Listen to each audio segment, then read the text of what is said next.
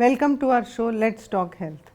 To know more about your health, you can subscribe to regular health updates from Healthwire Media through YouTube, Facebook or their Twitter handle.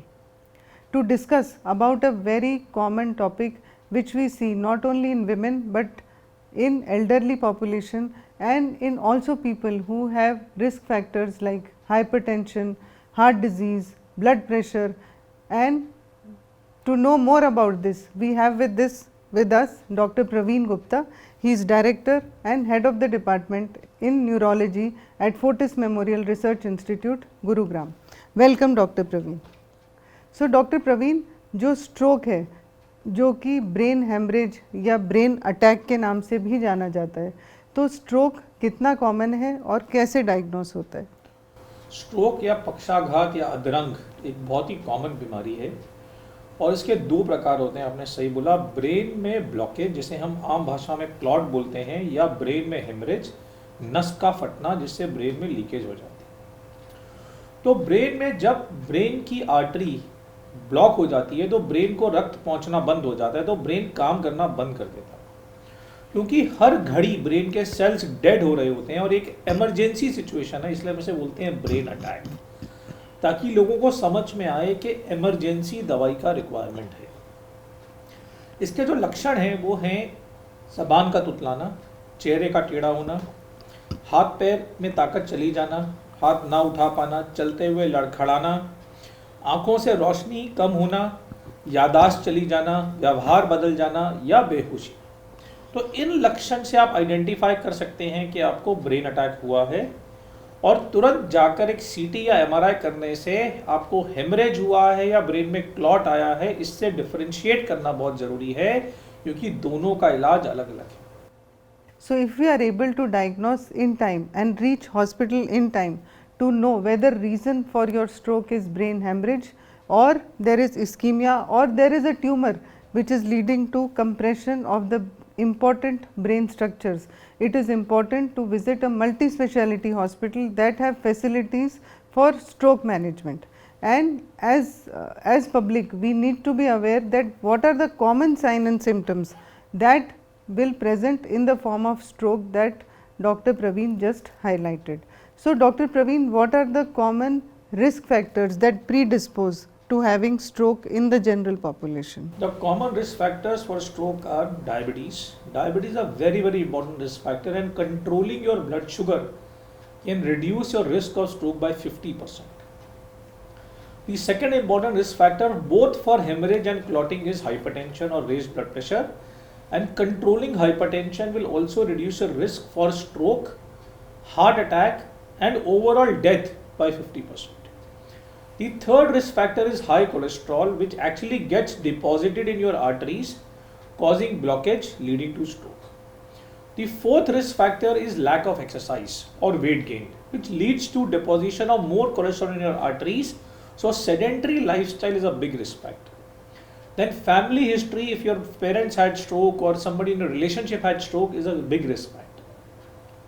A major risk factor is smoking. Smoking in diabetics and hypertensive is a strict no-no, because it is a very dangerous thing, not only for stroke but for heart attack also, an overall cause of death. Then other thing is lack of sleep, increased air pollution. They are all modifiable risk factors which we can actually treat to prevent strokes. Another risk factor very common in our country is homocysteine. We are a vegetarian country and a lot of vegetarians have high homocysteine levels due to vitamin deficiencies, and if we treat homocysteine, we can decrease the risk of clotting or thrombosis.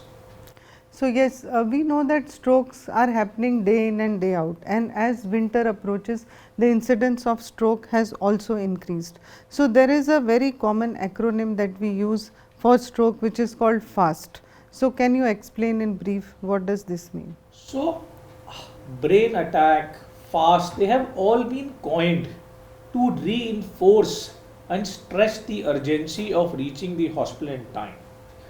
FAST means look at the patient's face, is it being tilted to one side?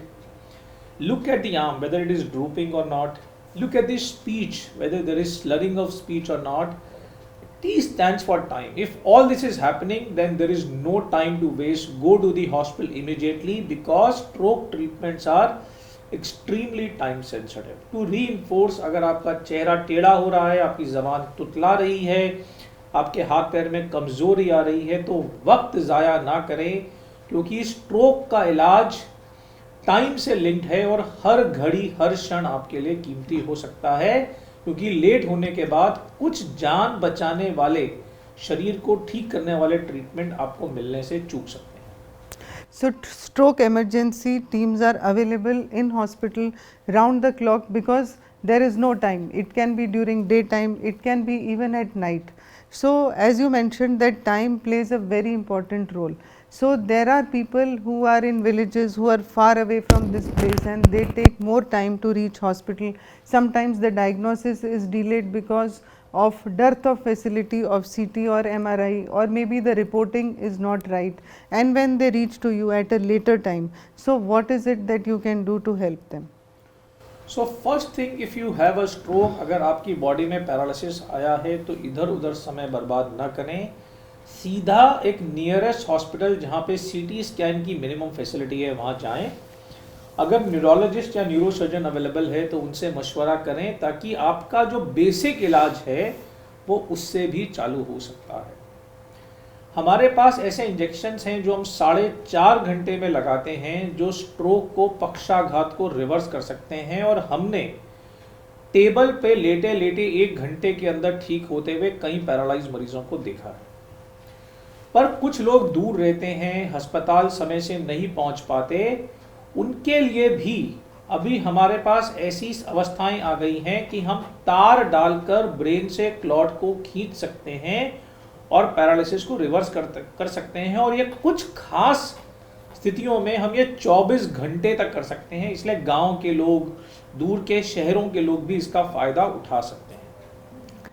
तो एक बार stroke होने के बाद जो आपने बताया जैसे symptoms से वो प्रेजेंट करते हैं, और अगर सही टाइम पर हॉस्पिटल पहुंच पाएँ, so what are those that can still be reversible out of the symptoms that they develop? So अगर हम बोलें कि 100 लोग हमारे पास समय में आए और हमने स्ट्रोक को रिवर्स करने का इंजेक्शन उनको लगाया, तो कम से कम 60 से 70 लोग 100 में से ठीक होकर अपनी नॉर्मल ज़िंदगी पर वापस लौट सकते हैं।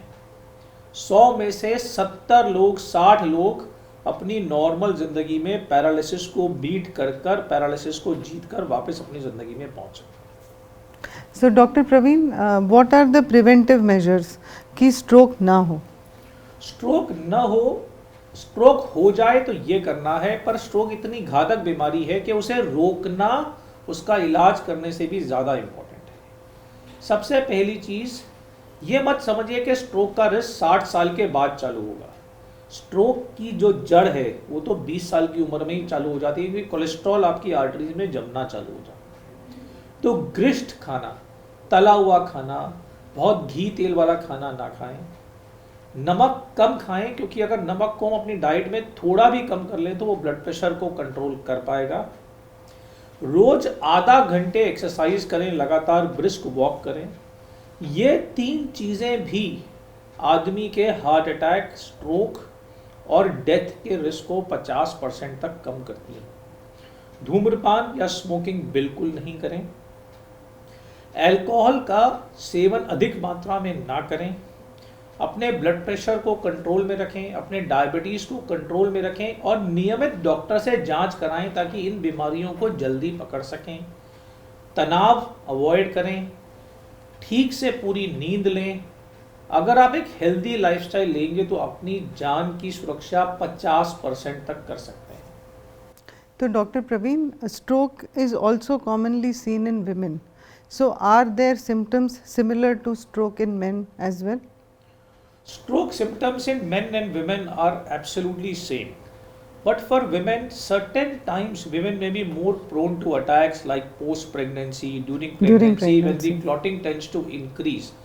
It is noteworthy for women कि अगर post pregnancy या pregnancy में आपको दौरा पड़ता है या लगातार सर में दर्द रह रहा है जो ठीक नहीं है, तो आपको प्रेगनेंसी से जो क्लॉटिंग बढ़ती है वो ब्रेन में हो सकती है। मीनोपॉज के बाद जब ईस्ट्रोजन हार्मोन्स कम हो जाते हैं तो विमेन का जो स्ट्रोक का रिस्क है वो और बढ़ जाता है। और जिन लेडीज़ को माइग्रेन है, अगर वो ओरल कॉन्ट्रासेप्टिव पिल्स खाती हैं और उनको एक स्पेसिफिक माइग्रेन है जिसमें आँख की रोशनी जाती है, हाथ पैर सुन होते हैं, तो उनका भी स्ट्रोक का रिस्क बढ़ जाता है। तो लेडीज़ को ये खास बातें ध्यान में रखना ज़रूरी है। Thank you so much, Dr. Praveen, for highlighting a very important neurological condition and which is very much ignored by the general population, and that can be treated very well if they reach to us on time. So, thank you so much. Thank you so much, ma'am.